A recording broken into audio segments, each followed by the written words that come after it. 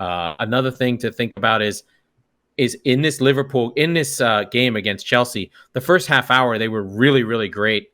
They probably could have blown the game open and went up 2. Couple of VAR calls. The VAR call that pulled the Salah goal back. There was a penalty also. Gave Chelsea life.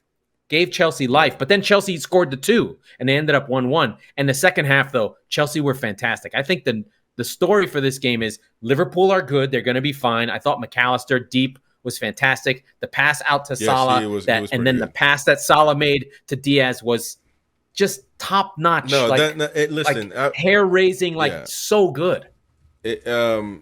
What I see Salah do, I say Salah, whatever. I mean, I almost feel like he's 53, and I don't know how old he is really, but he is a veteran. He's a veteran of the game. You know, his hair is all messed up, and I think he's got a bald spot right there. But he's fantastic. I mean, he's so good. He makes that team go. That goal that was annulled by. I feel like it should have been a shame. The VAR has to have a rule. I think FIFA needs to put this in place. If the goal is that good, you cannot deny it. You saw the way don't get me started. Don't get me started on VAR. I hate it. I don't want it. It's terrible. Now, but did you see how he scored that goal? I don't even think that was. I think he did it with his left foot. Is he right footed or left footed? I can't. He's left footed. But no, then he did it with his right. Yeah, it's so good, and I almost felt like the goalkeeper was foolish for letting that go. But he was so good. Now, I know. You mentioned some takes, but to me, this is the headline. And is Salah beefing with his coach? I forgot about that already. No, you cannot forget that. Is he beefing with Klopp, man? And what is happening? Well, listen, so Salah, to be as good as he is, as much as he plays with a smile, he's a hyper competitor. If you remember a few years back, he and Mane had some beef on the field a couple times too, about who's scoring to who, who's passing to who. And I think Klopp will just be like, hey, I don't want him to want to come off. However, in the second half of that game, he disappeared. Now, you're coming off for an 18-year-old? Fine. Maybe Klopp knew something about his team that we don't know. Trent Alexander-Arnold in the post-game desk interview, he was like, we were holding on for that point. We were like, let's not lose this game. So Liverpool did play that way in the back half of the game. They kind of sat deep. And Salah's not a guy you want to have sitting deep. However, I did think if they were going to win the game, it was going to come from Salah.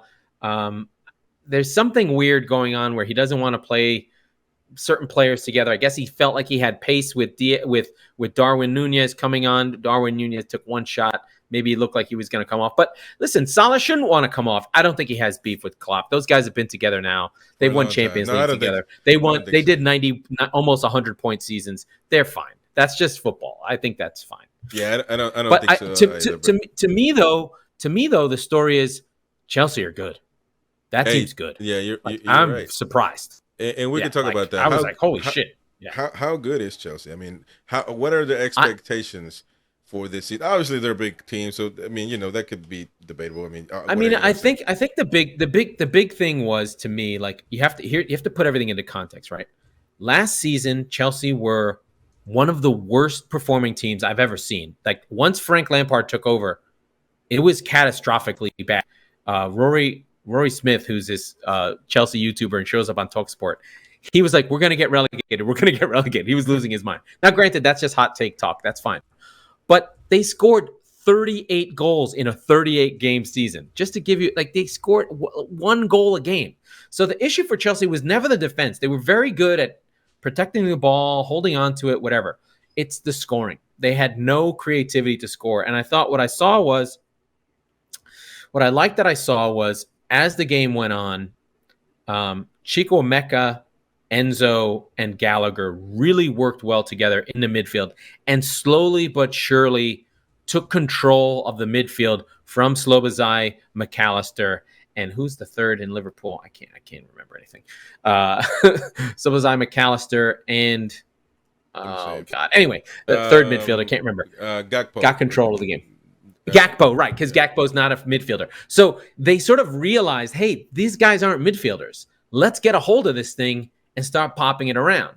There was no six to sort of break things up.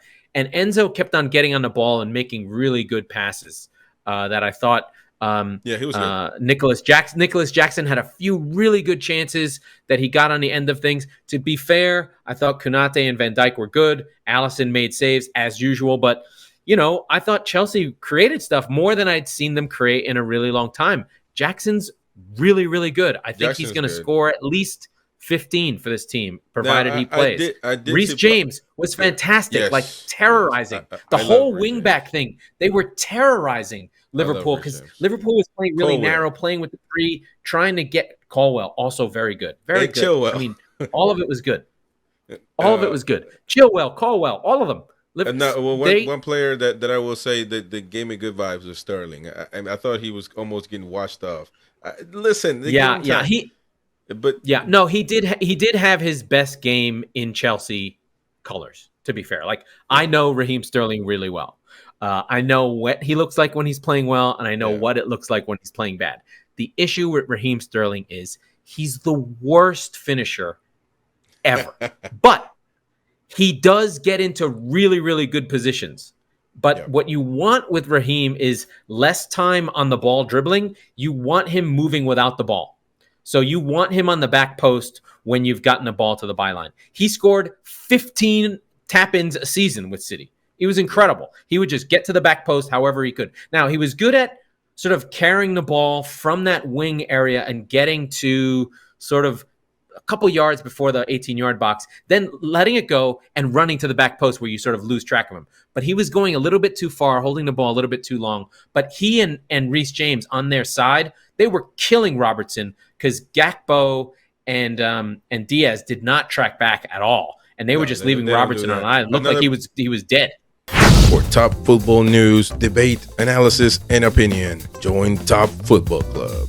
Watch live on YouTube or on the Top FC News website, or listen live on the AMP app and on your smart speaker. Top Football Club.